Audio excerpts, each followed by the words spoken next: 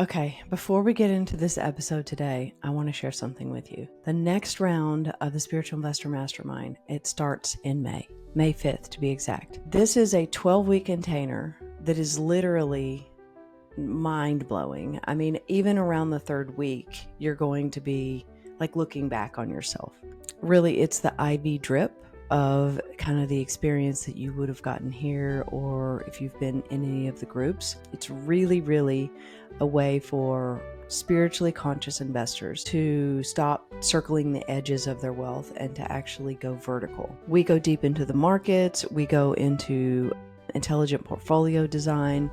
I teach you how to, you don't necessarily have to take all this risk in order to make money. You don't necessarily have to love the market and be checking it every day. I teach you how to integrate it into your life as something that you enjoy and you apply your creativity with.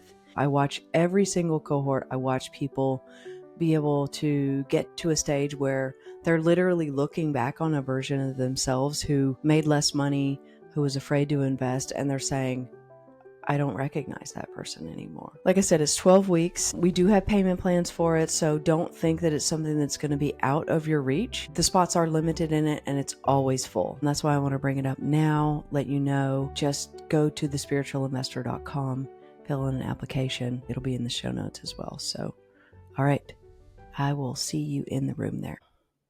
Welcome to another episode of the Spiritual Investor Podcast. Thank you for being here. I've said this before. You know this. There's a lot going on. But that's also a good thing, because the more that's going on, the more it gives us to expand into. And what we're being called to do is to use our power for ourselves that we have felt but have been giving away in various forms. Because the more you use the power within, then the more solidarity that you build, and you are drawing in and bringing forth into the world certainty. Certainty is the energy, is the energetic language, if you will, that comes back in and weaves its way through the 3D world, bringing to you whatever you want. Now, certainty can turn into expectations when it becomes results oriented. But how do you let go of results and then know which direction are you even flying in? Well, we're going to talk about that. We're also going to talk about what's different now. Because if we don't look at what's different now, then we're just constantly recreating from the past. And so it's the noticing and acknowledging and even leaning into the self-expression of who we are in the difference that's going to allow us to then become new. So, with regards to the results, you can lean into the results. What you can't lean into and still be open at the same time is the way that the results come to you and the specifics. So an example would be, I'll use myself. So I'm restructuring the company right now. I've brought in new resources. We're doing even the ones who have been with me. Everyone actually has been with me for several years, but we're changing their roles and what they do. And this is all a function of I've changed, so the things around me change, but they've changed too. And the universe has changed, right? Like, look at all that we have, all that we can bring into businesses now to use AI, investing, the management of our own energy in a different way. The expansion into the greater version of ourselves allows us to have more powerful relationships. And so it's important to break roles, because otherwise we're just walking into the room talking to the person the same way that we talked to them before. And then we're going, oh, but I want to live in unlimited possibility. Well, it starts from you. Your internal dialogue changes. You must change your external dialogue to match that if you want to become magnetic, because you're changing that. The energy goes into that. and then it comes back into you like one big motion. So through changing the company, what happens is we do these debriefs and we look at all the projects that we've done and the results, and we look at revenue. We look at, the how have people been able to truly take vacation time off. We look at conversion. We look at metrics. We look at followers. We look at everything. We look at podcast stats. But we look at those very lightly, and then we go, poof, let that go. Because if we hold on to that, then we can't actually create anything new. Now, what we also have to do is let go of, ooh, this was hugely successful. Let's do it the same way. And you also don't want to recreate the wheel every time, right? And so what I'm talking about here is the convergence of the new version of you within all of these results, which are just things flying around you. If you don't see the new version of yourself in the results, then you're just going to continue to try and recreate the past. This doesn't work very well at all now because the momentum is so much higher now in the space and time that we live. And so everything's happening fast now. So it's more important than ever that you are consistently and constantly knowing that your job is to create your world from a place of new.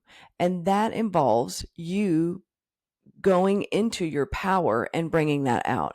If your power is out here in the form of, I need to see evidence, I don't have time in the day, you're people pleasing, you're doing all these things, that's fine. But your power's out here. How are you going to discover the new version of yourself to live into and to match what you've been creating in your imagination? You're not going to be able to. So that's kind of the conversation that I would say, like, doesn't get had, if you will. That's not the right language, but it doesn't really occur very much out there, which is, yeah, you're a match to energy. Of course things work that way. But there's a lot that you need to do before it. And when I say before it, it doesn't have to even take time. You have to let go of the fact that it's going to take you time to do anything. Otherwise, you're in a relationship with the time that it's going to take you to do that thing.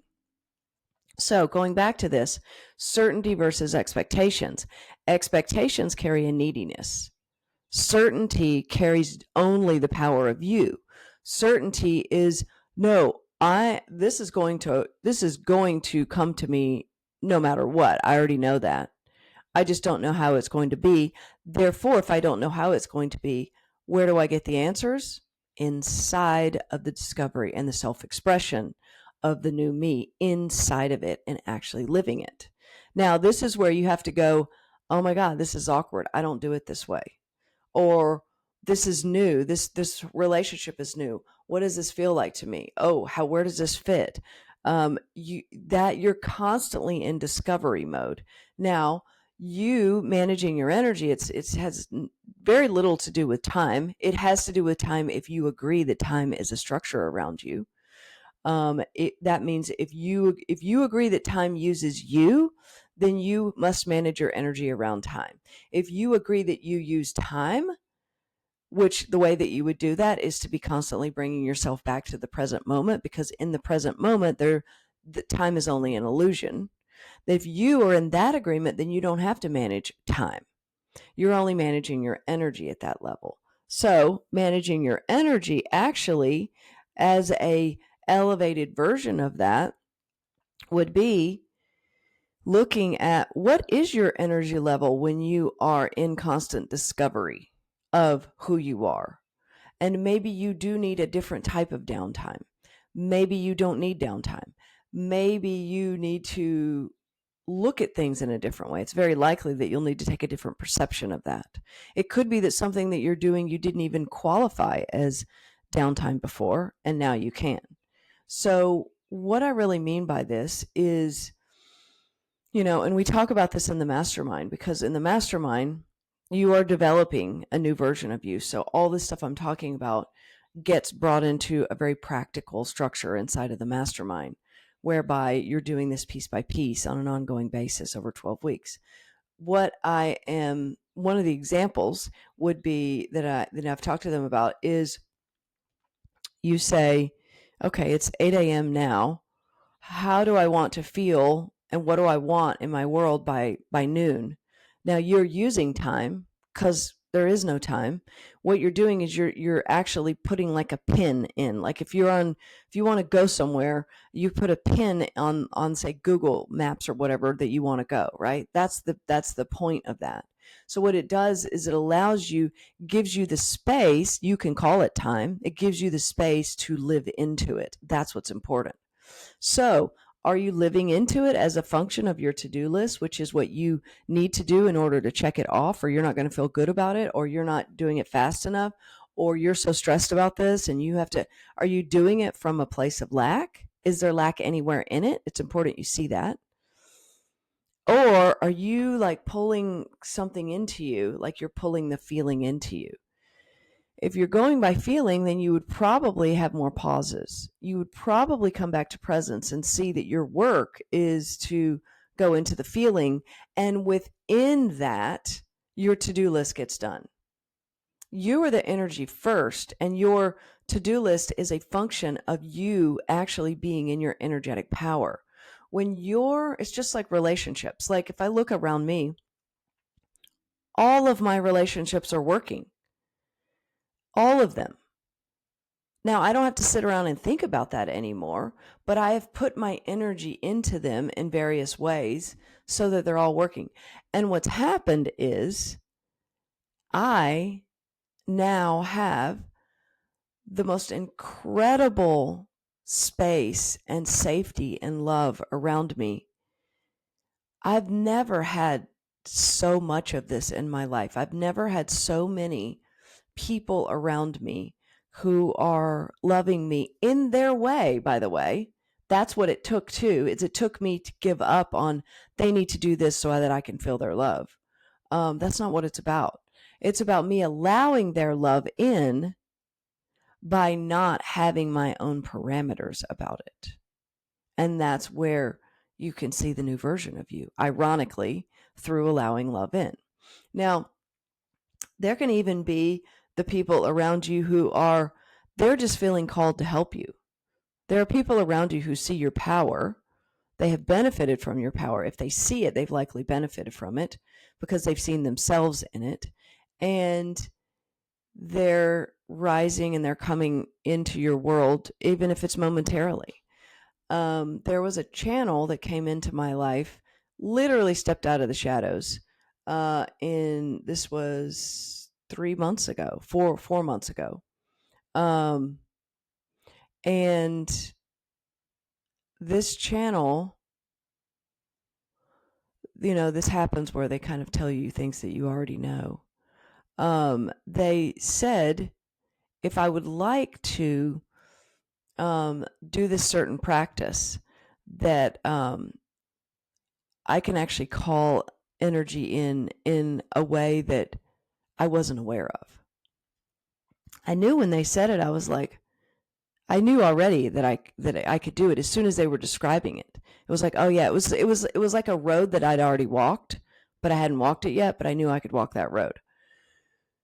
And I forgot about it. Forgot about it in the sense that we're talking about with this language, but really we don't forget anything. It's embodied within us. If we see ourselves in it, then it's embodied within us, good and bad. I saw that within me, so I didn't have to remember it or put it on a list. What happened is 5 days ago, I went inward because I was actually letting go of a major, let's call it childhood block that had been guiding my life, my entire life. And I knew that I was going to have to go vertical to be able to do this. And with me, because I don't believe in time, stuff like this doesn't take time for me. It just happens. And I go into, even when it's not there in my space, I even go into a practice of continuing to be the new version who would be that version without it being in my space, not needing more circumstances to come in and teach me. And I could talk more about that, but let's just talk about this energy practice. So it's a body within me. I went deep, I went inward, and what happened is I went inward, and this is indirectly related. There was something that connected in there that was not in my mind, that I suddenly stopped and thought, it's time to do that energetic practice. I forgot about that. And there is no time, so I stopped in the moment right then and I did it. And then what I also know to be true is that you must let things go. So I called in what I wanted and I used the wind. And then I let it go. And then I remembered to do it. I don't know if it was the next day or 2 days or whatever. This was around 5 days ago. And I've done it 3 times, maybe 4. The last time I did it in what felt like the most powerful way. And 2 nights ago, a wind came in and literally took out an old barn behind my house. It came in exactly in the area that I had done that powerful exercise. And actually, all of those exercises had been done within about 20 feet of that area. But this last one, it came in exactly there. And it took out a structure that was huge. I'm talking about a barn they used to park tractors in, like combines. Like, I'm talking about 40 feet high, 60 feet wide. And this structure had been there for over 70 years. The day that it happened, and this was probably 5 hours before the wind came, I looked at the spot on the top of that barn, the triangle area for the roof, and I thought, that roof is going to blow away. I didn't actually know that it happened because it happened at night, so it was dark. The next morning I woke up and I saw, and I knew exactly when I saw it what had happened. Now, here's what is phenomenal about it, really. I mean, I don't even know if that's the right word. Right next to it was a pile of old hay. Not one stitch of that hay was moved. And I could tell because it's like the mound softens up, like it'll get rain on it and it'll get turned black because it starts to get a little mold in it. And so this hay had been there for a couple of months because I was going to spread it on when I planted new grass. So it'd been sitting there. Not a stitch of the hay was moved. My neighbors stopped by. Several of them stopped by. 2 of them called and said, we didn't have wind at our house. What happened over there? Everything, my animals were fine. My horses were in the new barn, likely watching the whole thing because they could have seen it. And the stuff that it destroyed inside of the barn, like, it was meaningful to me. The barn, that's a family. That's literally like my grandfather put that barn up. But I knew that it was a release because that barn and what was inside of that barn that got destroyed is my past. And I am bringing in so much new right now. I have never in my life gone so vertical, and it feels very brave, in fact, on just allowing so much new in. This restructuring of the company is letting go. My relationships, everything, the way that I do everything has been new. And so what happens is that new, it needs space. It's got to have the elbow room to come in. And we have to see that as part of the process. So I was in neutrality with all of it, because otherwise I'm not honoring what I created. I created all of it. If anything, I am now just even beginning to comprehend the power here. And it is no accident that we have our first spiritual investor private event coming up. And I knew it was important to be in person with people.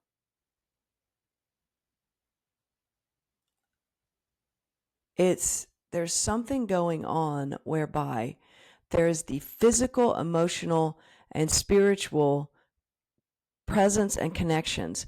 There's a merging of those three that is elevating us in a way that's giving access to our real selves as a function of seeing through it due to its enormous love and safety.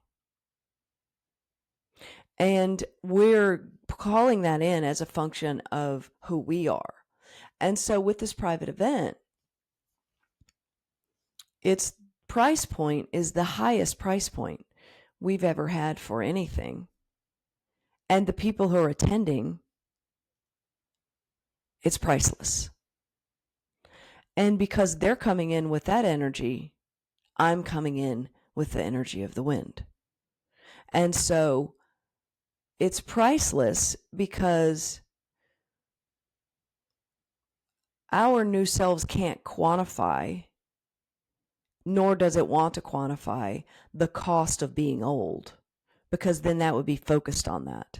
But the cost of not having a business that has the revenue that you wanted because you're not the money conduit, the cost of not investing while the market continues to do well, the cost of not being able to have plans and a conversation that works with your partner so that you can be a team and you can be exponentially better in the world when it comes to calling in money.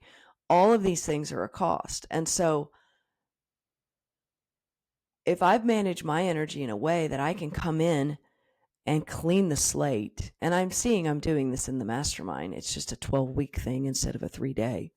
And I can do that for people who they either don't want to do the mastermind or they'd rather do an in-person, or maybe some people will do both. Who knows? One's online, one's in person. It doesn't really matter. It also doesn't matter even what you're doing out there as long as you are breaking the structure. And breaking the structure doesn't include suffering, by the way. That's kind of one of the points of breaking the structure. Because if you're doing it to yourself, right? So breaking the structure would be you're not waiting for someone to die or the car accident to happen or you to lose money or all these things. You're not waiting on the contrast to be so full of suffering that it pulls you in and wakes you up, right? That's why they say that people have spiritual awakenings after it. It's because you can't stand to see yourself inside of it. So you finally abandon yourself. So you wake up. But it doesn't have to be done that way. You are source. You're already awake. You're just letting go of the parts that's not awake. And so breaking of the structure, which is one of the 5 aspects I teach, is living into the contrast. So discovering yourself in the contrast without the suffering. That doesn't mean you won't suffer. That means you will be in the suffering, you will notice it, and you will redirect. When you do that, because it's the suffering that sort of causes us angst and causes us to go into our victimhood, go into our needing to do all this random stuff. You know, it's like you can even look at people with addictions. What are they doing? They're trying to escape their own suffering, right? That's what is taking the time, if you will, in the 3D. You don't have to play that game anymore. If you're even understanding what I'm saying here, then you already know you are in the realm of not actually playing the game. But have you agreed to not play the game? Because if you're trying to play that game and this game, and you're trying to put one foot in one area and one in the other and do a hybrid effect, you are not playing the game.